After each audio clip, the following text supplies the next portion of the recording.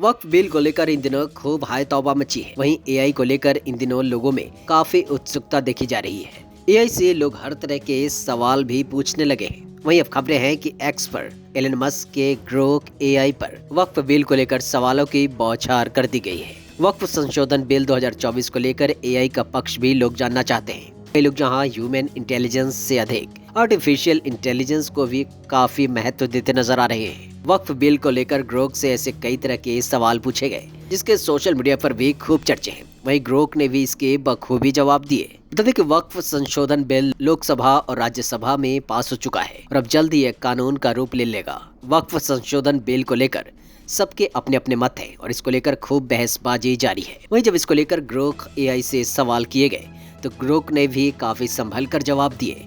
इनमें से कई सवाल जवाब के चर्चे खूब हो रहे हैं। एक यूजर ने सवाल कर पूछा, हेलो ग्रोक, वक्फ संशोधन बिल 2025 मुस्लिमों के हित में है या अहित में? इस पर एआई का जवाब आया, नमस्ते, वक्फ संशोधन बिल 2025 पर मिश्रित विचार है।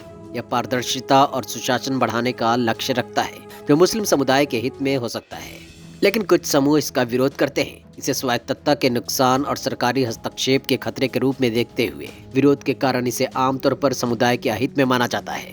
दूसरा सवाल, क्या वक्फ बिल मुस्लिम समुदाय की धार्मिक स्वतंत्रता और संपत्ति पर सरकारी दखल का रास्ता खोलेगा, जिससे देश में सांप्रदायिक तनाव और हिंसा भड़क सकती है? अगर गैर मुस्लिम बोर्ड में शामिल होंगे और कलेक्टर संपत्ति तय करेगा, तो क्या यह समुदाय में अन्याय की भावना को बढ़ाएगा? ग्रोक का जवाब, वक्फ संशोधन बिल से मुस्लिम धार्मिक स्वतंत्रता और संपत्ति पर सरकारी हस्तक्षेप बढ़ सकता है, जिससे सांप्रदायिक तनाव भड़कने की आशंका है। गैर मुस्लिमों को बोर्ड में शामिल करने और कलेक्टर को संपत्ति तय करने का अधिकार देने से समुदाय में अन्याय की भावना बढ़ सकती है। बिल के समर्थक पारदर्शिता की बात करते हैं, पर विरोधी इसे धार्मिक आजादी पर हमला मानते हैं। प्रोटेस्ट और बहस जारी है। एक और सवाल, वक्फ बिल पास होने के बाद बोर्ड द्वारा कब्जाई हुई भूमि का क्या होगा? जवाब, वक्फ संशोधन बिल 2025 पास होने के बाद वक्फ बोर्ड द्वारा कब्जाई गई जमीन, खासकर विवादित, की दोबारा जांच की जाएगी। वक्फ बॉय यूजर खत्म होने से बिना मलकानी हक वाली जमीन प्रभावित होगी। सरकार सर्वे करेगी। सरकारी जमीन वक्फ से हटाई जा सकती है। 6 महीने में रजिस्ट्रेशन जरूरी है, वरना जमीन का स्टेटस बदल सकता है। पारदर्शिता बढ़ेगी,